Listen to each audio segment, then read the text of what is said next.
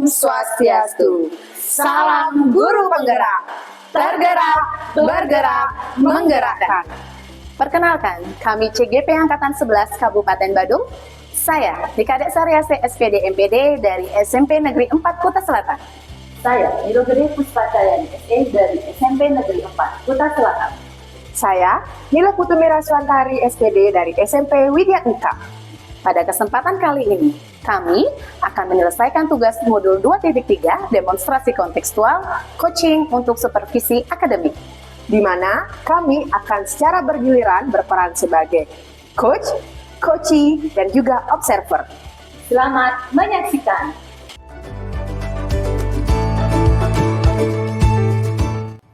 Selamat pagi Bu Sari. Pagi Bu Mira. Gimana Bu kabarnya hari ini? Semoga sehat. Bu Mira sendiri bagaimana? Saya baik juga. Oke, jadi hari ini Bu Sari akan melaksanakan coaching ya. Iya, benar Nah, sekali. sebelum Bu Sari melaksanakan coaching, jadi saya akan melaksanakan prasupervisi terlebih dahulu dengan mengajukan beberapa pertanyaan. Nah, sebelum saya mengajukan beberapa pertanyaan, mari kita diskusikan dulu terkait rubrik penilaian untuk coaching hari ini ya Bu ya. Jadi selama nanti Ibu melaksanakan coaching, saya akan mengamati Ibu dan juga menilai Ibu dengan menggunakan rubrik penilaian.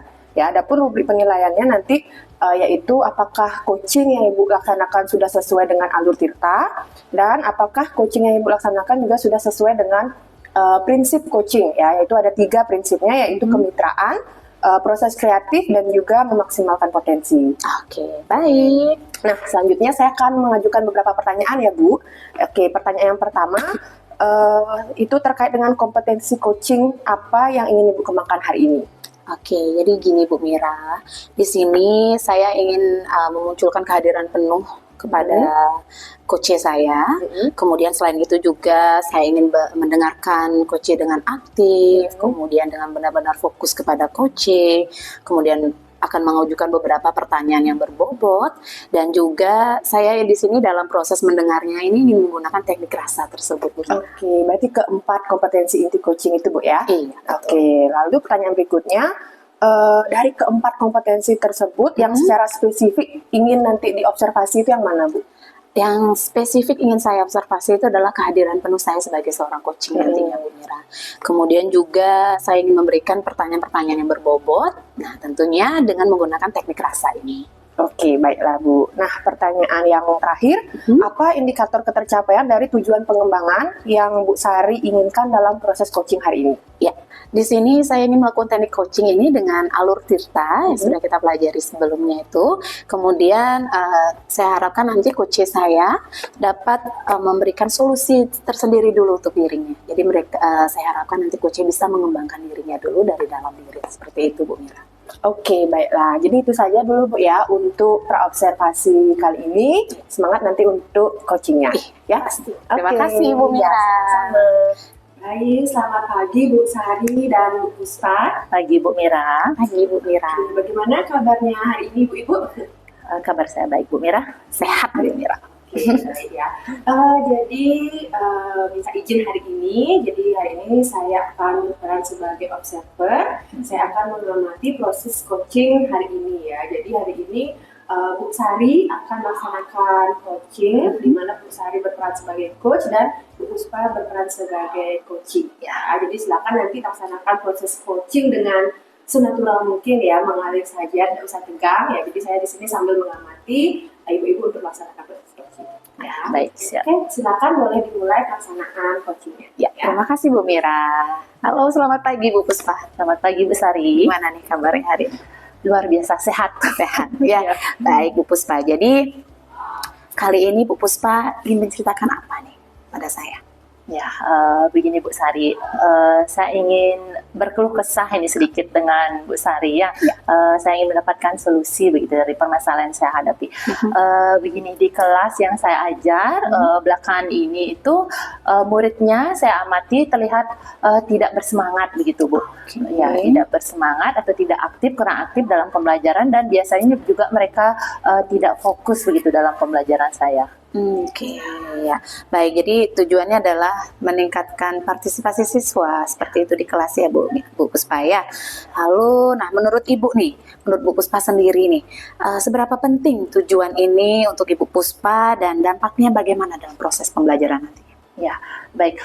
Menurut saya siswa terlibat aktif dalam kelas itu sangat penting tentunya, Bu ya. Dengan mereka bisa aktif di dalam kelas, tentunya nanti akan berimbas atau berdampak terhadap pencapaian nilai akademis mereka seperti itu. Selain itu, menjaga kefokusan siswa tetap fokus juga menurut saya penting karena dua hal itu saling berhubungan begitu. Siswa yang aktif kemudian siswa yang fokus tentunya akan mempermudah begitu untuk mencapai tujuan pembelajaran. Iya, betul sekali ya. Nah, saya setuju sekali dengan pendapat Bu Puspa ini. Nah, selanjutnya nih Bu Puspa, coba kita akan identifikasi terlebih dahulu penyebab dari permasalahannya ini. Nah, menurut Bu Puspa nih, apa sih yang menyebabkan siswa di sini dalam kelas Bu Puspa ini kurang aktif dan tidak fokus dalam kegiatan pembelajaran? Ya, baik setelah saya pikir-pikir Bu ya, mungkin ini berkaitan dengan metode pengajaran begitu yang saya lakukan. Selama ini saya lebih sering gitu cenderung menggunakan metode ceramah karena saya melihat masih banyak siswa yang tidak terlalu paham gitu dengan pembelajaran saya. Saya sudah mencoba meminta mereka untuk berdiskusi tetapi tetap tidak paham seperti itu, sehingga saya mengambil peran yang lebih banyak begitu. Sehingga lebih banyak menggunakan metode ceramah. Ya, sehingga itu mungkin membuat siswa menjadi tidak terlalu terlibat jadinya, tidak aktif dalam pembelajaran yang saya lakukan. Baik, ya. Jadi selama ini yang Ibu gunakan ada di kelas ini adalah pembelajaran ceramah itu yang lebih dominan seperti ini ke Bu Puspa ya.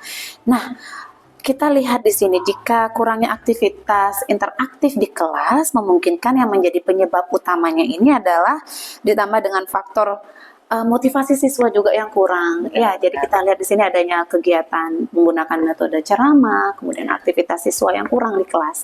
Seperti itu ya. Kemudian kira-kira ada tidak faktor lain nih Bu Puspa yang mungkin berpengaruh, Bu? Ya, di kelas mungkin berhubungan dengan pengaturan tempat duduk mungkin Bu ya. Selama ini mereka masih duduk di tempat duduk awalnya begitu. Saya kurang mengkondisikan atau mengkelompokkan mereka menjadi kelompok-kelompok kecil begitu. Itu sehingga membuat mereka itu hanya lebih berinteraksi dengan teman ya sebelah kanan, sebelah kiri, tidak berbaur dengan temannya yang lain. Iya, benar. Jadi ini juga poin yang penting ya Bu Puspa ya di sini, pengaturan lingkungan belajar mereka di kelas, penyusunan bangku-bangku mereka ketika bekerja. Baik sekali. Nah Bu Puspa, kita telah mengidentifikasi nih Puspa beberapa hal yang menjadi penyebab kurangnya partisipasi siswa dan juga model pembelajaran yang digunakan. Nah, kemudian adanya kebutuhan dan aktivitas yang lebih bervariasi sangat dibutuhkan saya rasa seperti itu ya. Serta pengaturan kelas yang dinamis. Seperti ini ke Bu Puspa ya. Oke. Baik, berarti idealnya nih Bu Puspa, siswa berpartisipasi di kelasnya Ibu, lalu menurut Ibu nih, jika kita lihat skalanya dari 1 sampai 10 Bu Puspa, Ibu berada di posisi mana sekarang? Untuk saat ini kondisi di kelas saya tuh kalau saya skalakan dengan angka Bu ya, mungkin masih di skala 6 mungkin Bu ya. Karena di sana saya melihat masih siswanya belum terlibat aktif seperti itu. Mereka masih malu-malu untuk berbagi ide. Kemudian juga mereka ada yang masih fokusnya kurang. Dilihat misalnya jam-jam pelajaran terakhir begitu. Ada yang membicarakan topik lain di luar dengan materi pembelajaran yang saya ajarkan. Jadi saya masih menilai dengan angka 6 gitu Bu. Oke, baik. Lalu kira-kira untuk peningkatannya nih, setelah kita melakukan coaching, kemudian menerapkan hal-hal yang Ibu ingin perbaiki di dalam kelas, Ibu harapkan nanti skalanya akan berpindah kemana kira-kira ini? Ya, untuk saat ini mungkin saya ingin peningkatan di skala 8 dulu Bu ya. Menurut saya itu sudah angka yang ideal dulu untuk kelas yang saya ajar nanti. Ya. Baik sekali. Nah, Bu Puspa, sekarang coba kita akan pikirkan kembali bersama tentang rencana untuk mencapai situasi ideal tersebut. Ya kan ya.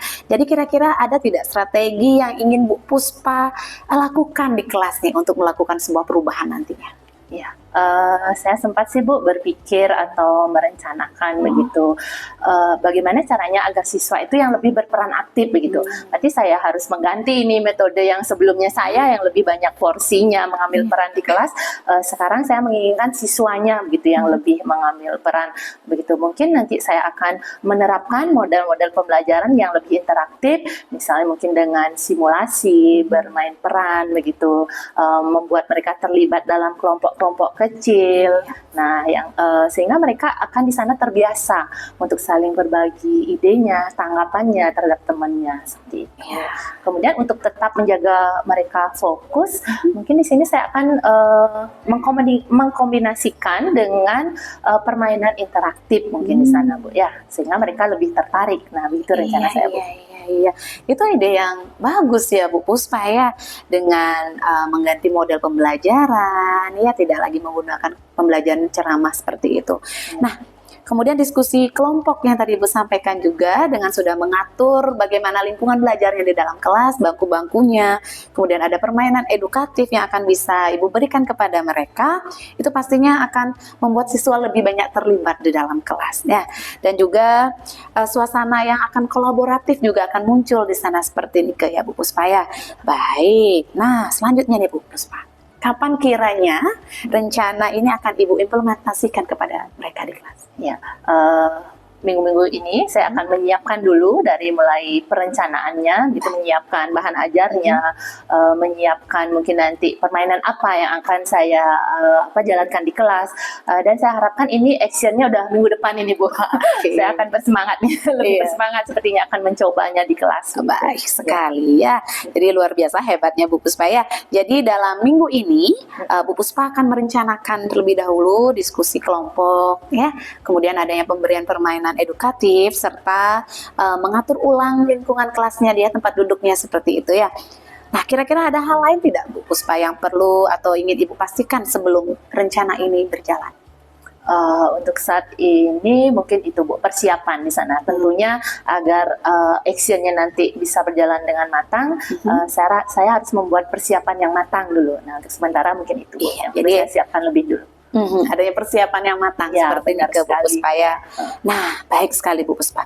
Jadi siapa kiranya akan bertanggung jawab nih Bu Puspa untuk memastikan langkah-langkah ini, langkah-langkah yang sudah Ibu susun ini, kira-kira siapa yang nanti akan bertanggung jawab tentang keberhasilan ini? Ya, untuk rencana kali ini mungkin saya dulu yang bertanggung jawab secara penuh Bu ya, karena nanti berkaitan dengan situasi saya di kelas. Mungkin kalau nanti memerlukan bantuan, saya akan berkolaborasi dengan rekan guru yang lainnya atau berdiskusi mungkin nanti dengan Bapak Kepala Sekolah. Itu sangat luar biasa sekali Bu Puspa ya. Saya sangat menghargai sekali semangat Ibu yang sudah bersemangat sekali ini ya, sampai nggak sabar kayaknya mau segera masuk ke kelas ya. Nah, kemudian bagaimana kalau kita nantinya setelah Ibu melakukan kegiatan di kelas ini, kita bertemu lagi nih untuk mengobrol kembali tentang kegiatan yang telah Ibu laksanakan di kelas. Ya benar, saya sudah tidak sabar nanti menginformasikan kepada Bu Sari apakah nanti berhasil atau bagaimana. Mohon nanti masukannya atau umpan baliknya Bu Sari ya, bagi pembelajaran saya di kelas. Oke, baik sekali. Ya, baik Bu Puspa. Jadi terima kasih ya Bu Puspa sudah mau berbagi dengan saya seperti ini. Dan saya juga tidak sabar nih minggu depan untuk bertemu lagi mendengarkan cerita positif Ibu. Ya, nah saya yakin kedepannya akan ada dampak perubahan yang sangat baik sekali di kelas ya, setelah Ibu sudah mempersiapkan segalanya dengan matang ya. Baik, kalau begitu kita akan bertemu minggu depan. Terima kasih Ibu sudah meluangkan waktu untuk saya pagi ini ya, bertemu dengan saya dan juga Bu Mira. Sampai bertemu minggu depan. Sama-sama Bu Sari, terima kasih sudah meluangkan waktunya. Sampai ketemu minggu depan. Sampai berjumpa minggu depan. Oke Bu Sari, tadi Ibu sudah melaksanakan sesi coaching bersama coach Ibu ya. Oke, selanjutnya kita masuk ke kegiatan pasca supervisi ya. Jadi gimana sih perasaannya Bu Sari tadi setelah melaksanakan coaching bersama coachnya Ibu? Iya, rasanya sangat lega ya di awal, kemudian sekarang merasa lebih tenang juga, dan ternyata melakukan kegiatan coaching seperti ini juga sangat menyenangkan sekali, seperti ini ke Bu Mira. Oke ya, baik, sekarang saya akan mengajukan beberapa pertanyaan ya Bu ya, pertanyaan pasca observasi. Nah, yang pertama, apa saja sih yang sudah tadi Bu Sari lakukan pada saat coaching terkait indikator ketercapaian yang Ibu inginkan? Iya. Jadi tadi ketika kegiatan coaching tadi, saya sudah menerapkan alur tirta. Kemudian di bagian apa yang ingin saya benar-benar fokuskan tadi kepada coach saya rasa sudah dapat saya lakukan ya. Seperti memperdalam kembali keterampilan saya memberikan jeda setelah mendengar jawaban dari coach saya. Kemudian pertanyaan-pertanyaan yang berbobot tadi juga sudah saya sampaikan juga kepada coach, dan cara menjawab si coach juga sudah memuaskan bagi saya seperti itu. Baiklah, jadi kalau menurut pengamatan saya ya Bu ya, jadi saya sebagai observer memang benar tadi coaching yang sudah Bu Sari laksanakan itu sudah sesuai dengan alur kita, jadi sudah ada tahapan tujuannya, identifikasi, rencana aksi dan juga tanggung jawab ya. Selain itu juga saya lihat tadi seperti yang Bu Sari katakan, memang tadi pada saat Ibu melaksanakan coaching itu Ibu sudah memberikan jeda ya, mengambil beberapa jeda sebelum menjawab ataupun bertanya kepada coach, dan juga saya lihat Ibu sudah memunculkan pertanyaan-pertanyaan berbobot sehingga coach bisa mengembangkan potensinya dan menemukan solusi ya atas permasalahan yang dia hadapi. Oke. Nah, pertanyaan yang terakhir Bu, kompetensi apa lagi sih yang ingin Bu Sari kembangkan berdasarkan hasil coaching yang baru saja Ibu lakukan? Iya, jadi kedepannya saya berharap saya lebih meningkatkan kembali kemampuan saya dalam berkomunikasi yang baik dulu terhadap coach saya. Kemudian ketika coach saya mulai menyampaikan apa yang dia rasakan, saya harus mulai bisa menahan diri dulu, memberikan kesempatan coach untuk mengeluarkan semua dulu apa yang ingin disampaikan oleh coach. Kemudian selain itu juga saya ingin lebih berpikir yang terbuka, kemudian reflektif lah untuk coach saya, sehingga ketika penyampaian juga si coach bisa menyampaikan secara lugas apa yang memang ingin disampaikan secara terbuka seperti itu. Oke ya, bagus sekali Bu ya. Oh ya, lagi satu nih saya lupa ya. Berdasarkan kegiatan coaching yang baru saja tadi Ibu lakukan, apa sih yang Ibu dapatkan dari proses ini? Ya, jadi yang saya dapatkan dari proses ini adalah pentingnya komunikasi, kemudian ketika kita mampu menjadi pendengar yang baik, si coach ini akan bisa memberikan hal yang membangun dirinya sendiri seperti ini. Itu sih yang saya dapatkan sejauh ini, Bu. Oke ya, terima kasih ya Bu Sari ya. Luar biasa ya, hari ini sudah berjalan dengan lancar pelaksanaan coachingnya juga, dan kita juga sudah melaksanakan dari observasi, observasi dan pasca juga ya. Tetap semangat ya untuk kedepannya Bu Sari. Semoga sukses selalu. Terima kasih Bu Mira. Ya, sama-sama. Demikian tugas demonstrasi kontekstual dalam modul 2.3 yang telah kami lakukan. Akhir kata, kami ucapkan terima kasih dan saya tutup dengan Paramesanti. Om Santi Santi Santi Om.